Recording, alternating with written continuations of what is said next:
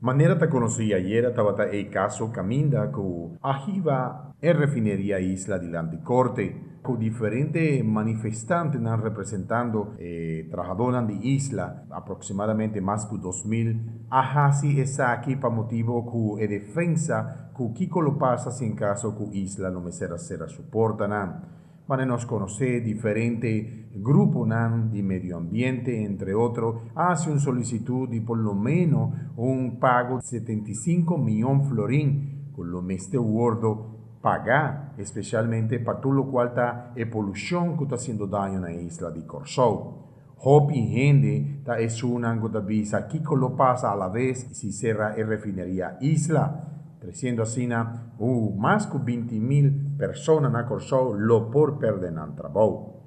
A la vez, ayer durante el caso, apone que el juez visa para ambos grupos lo por cinta para llegar a un acuerdo, sino una decisión lo me seguro tomar día 10 de noviembre próximo. Cosa aquí lo 13 una decisión.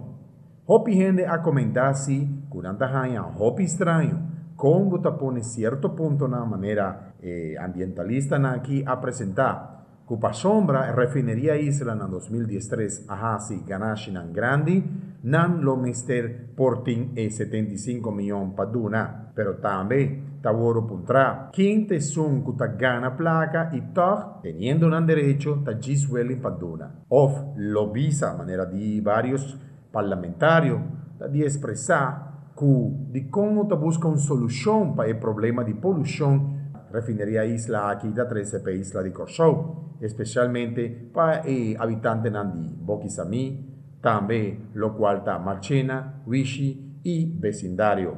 Van a esperar que el día 10 el resultado aquí los Binacla, el juez lo toma su decisión y a la vez el pueblo de Corsou, na final, lo por salir beneficia.